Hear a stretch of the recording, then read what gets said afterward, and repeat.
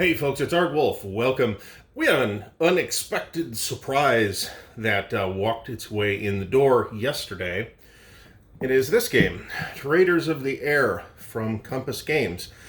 They sent me this. I didn't ask for it, but thanks, Bill, for sending me this. It looks interesting. We are going to give it an unboxing, and then if there is sufficient interest, we will give it a whirl.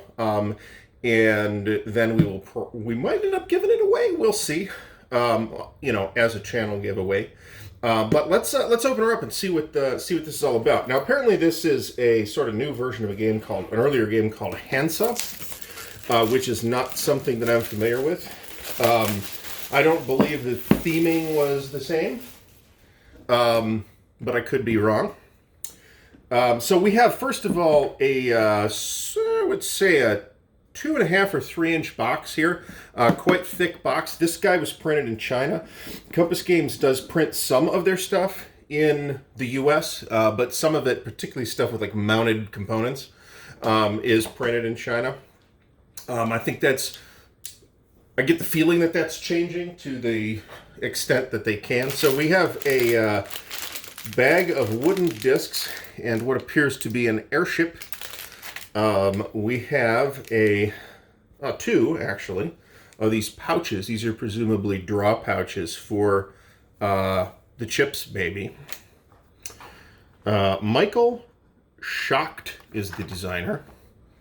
We have here a rule book. It is a full color, 8-page. Oh, this is interesting. This is in German. Okay, there's English rules here too, though. All right, so we have 2 copies of the rule book, and you can see Germany. So there's one in a little bit of trouble getting this out. In fact, let's get that out of the way. But we do have an English version of the rule book as well, as you can see. And it's 8 pages, full color. Not super huge print, but not super tiny either. And there's really only 6 pages of rules. So this appears to be some kind of steampunk airship type game. Looks fairly interesting. We have some pieces, and looks like we have some denominations here in different colors, and airships. It's on the back. Ah, cool. We have different airships, actually. I could not tell you the first thing about the mechanics here, but I can tell you that the component quality is real nice. And as a not necessarily, ooh, that's interesting too. As a not necessarily Euro guy, I can also tell you that I've heard of Hansa. So we have actually a board here.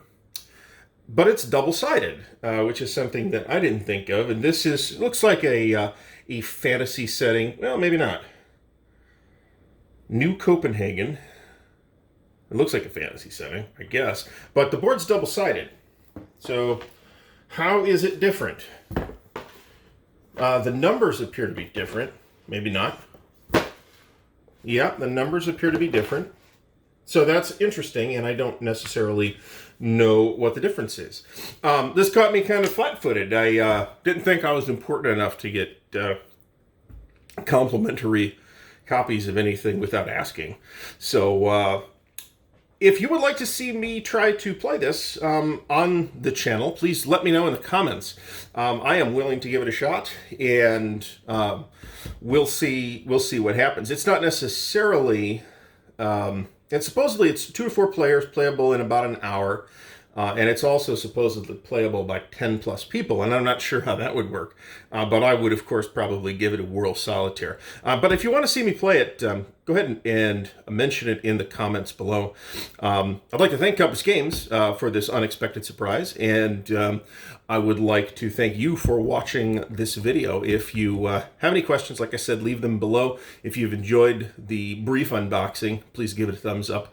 Don't forget to subscribe to the channel and click the bell icon to get notified when new content arrives. Thanks again for watching, and until next time, happy gaming.